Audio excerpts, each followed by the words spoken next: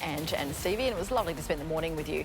Good afternoon, everyone. Here's what's making news this Wednesday, the 1st of March. Breaking now, the economy barely growing. GDP comes in at 0.5% in the final 3 months of last year. Shortly, the Treasurer has his say on the result. Plus, a flight back to Australia to face murder charges. The latest on Rajwinder Singh, prime suspect over Toya Cordingley's death. 44 cough medication and lozenges recalled over an anaphylaxis risk. They'll never forget a face. Skilled police join a super recogniser network to identify offenders in major crimes. And a huge road to recovery for a microbat called B.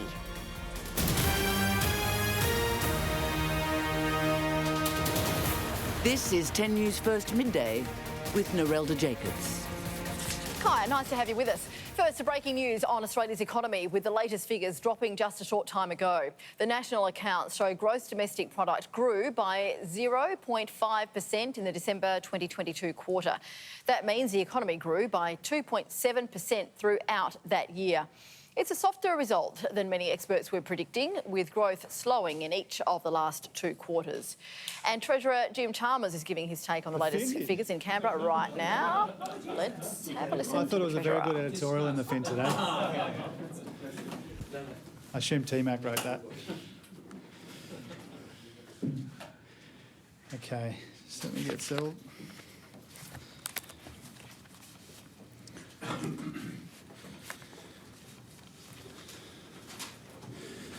Okay, here to talk about the national accounts and the monthly inflation gauge, and I figure you may have questions on other issues. Today's national accounts show that growth in the Australian economy is moderating as expected.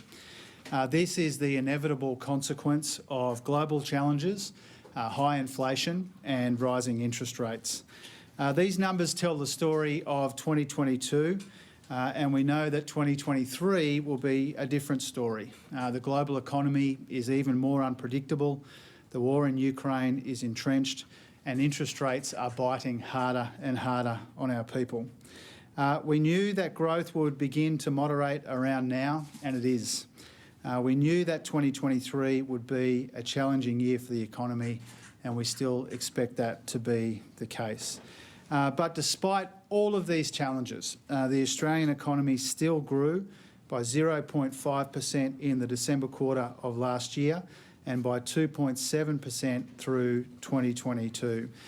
This is faster growth than all of the major advanced economies, and it's more than twice the growth of the OECD average.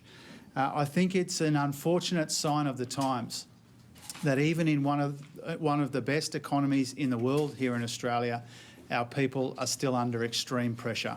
It's a sign of the times that even in one of the world's best economies, people are still struggling under the weight of a global downturn, high inflation and rising interest rates as well. We've got a lot coming at us from around the world, as I've said to you before, but we've got a lot going for us as well. But the major story of these national accounts being released today is really about the cost of living pressures and the impact of rising interest rates on Australian households in particular. Inflation is still the defining challenge in our economy, and it is still the primary focus of the Albanese government's economic plan. There is lots of evidence of the impact of rising interest rates on Australians around the country in these new numbers today. Consumption growth softened to 0.3% in the quarter to be 5.4% higher over the year.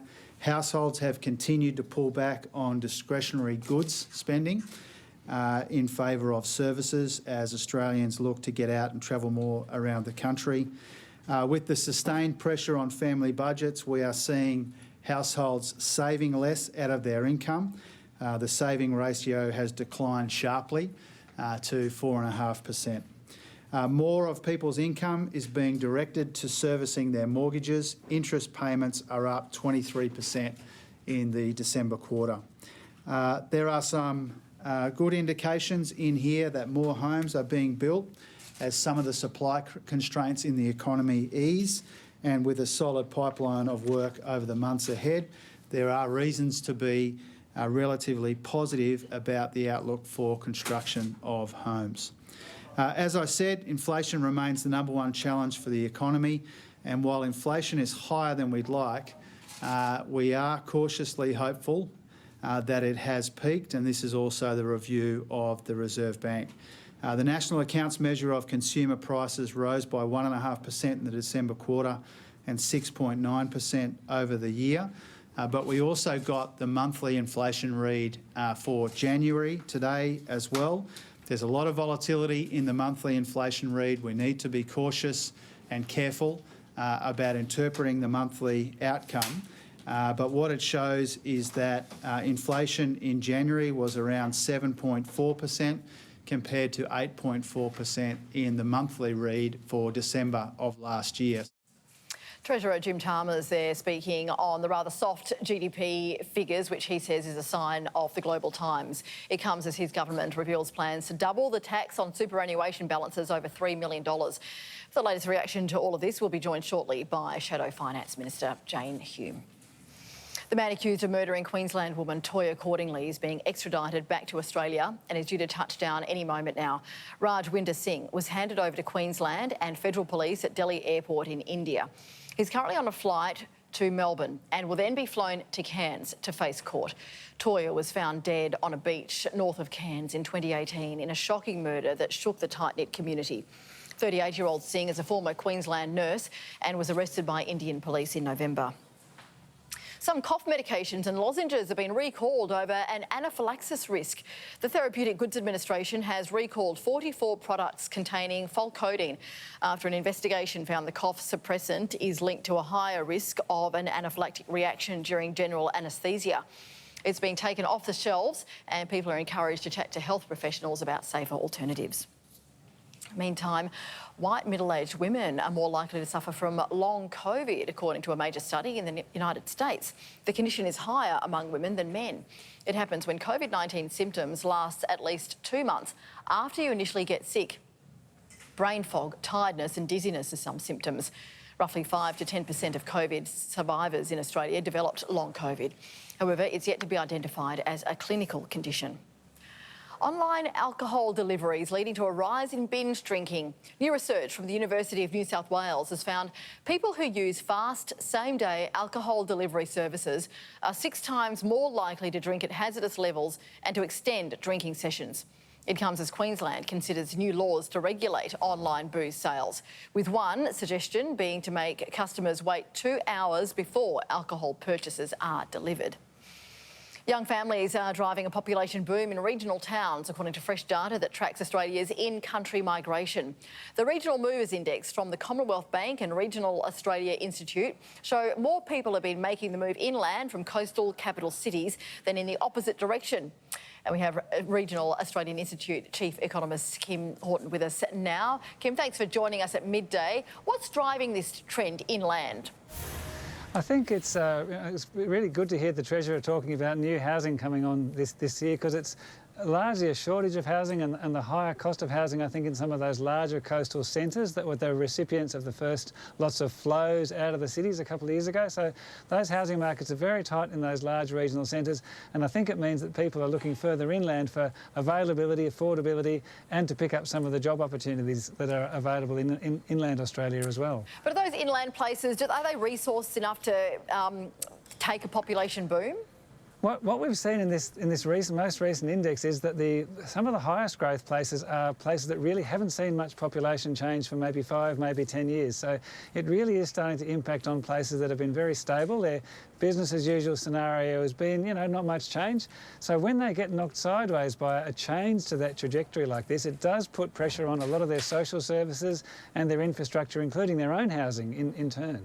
So if COVID moved people out of the city in the first place and the rate of our economy, inflation and the rise of interest rates is moving them further out, what is Australia likely to look like in the next 3 years or so? Well, I think we kept expecting this sort of fall off of this move out from the cities to the regions. We kept wondering whether that really was a COVID-related thing or not. It actually predates COVID, and I think what we're seeing now, it's going to continue for quite some time. Those economic conditions in regional Australia are very strong at the moment. We've got much higher rates of job vacancy continuation in regions than we do in capital cities.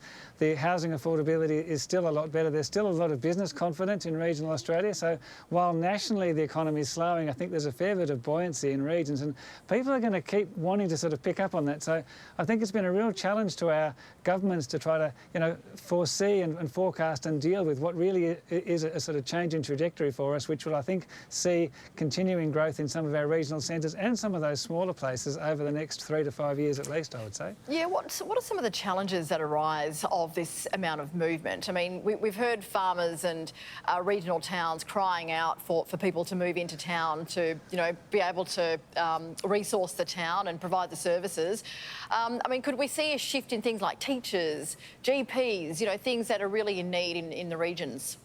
Well, I'm hoping so. I mean, there are lots of mechanisms and support systems to try to get those flows higher, with more people coming through the training system for exactly those sorts of professionals. But what's, I think, needed now is, where people can choose to go if they have those skills is that they've got a lot of options around regional Australia. So the places that are best able to package that sort of sense of livability, the desirability, that whole cultural, economic and sort of environmental diversity they're the places that seem to be winning at the moment. And I think one of the challenges that we have as a nation now is let's really get behind this. Let's look at a sort of long-term strategy over the next 10 years, say, to help resource those regions to deliver the kind of growth that they know they can if they get the support that they need to drive it. And to build the houses for them to live in the first place. I guess that's probably helpful. All right, Kim, thank you so much for joining us at Midday. That's a pleasure, thank you. Coming up, while Australia's posted soft economic growth today, it's clear many are still struggling with the cost of living. Shadow Minister for Finance, Senator Jane Hume, is leading ARPA committee looking into the crisis and joins us now from Melbourne. Senator, can I just get your reaction to the GDP figures? Softer than expected, but still resilient considering the Reserve Bank's interest rate hikes? Narelda, these figures obviously are for the end of December 2022. We know that those interest rate hikes have really kicked in 2023, and a lot of Australians are feeling the pain right now. That's the evidence certainly that we're hearing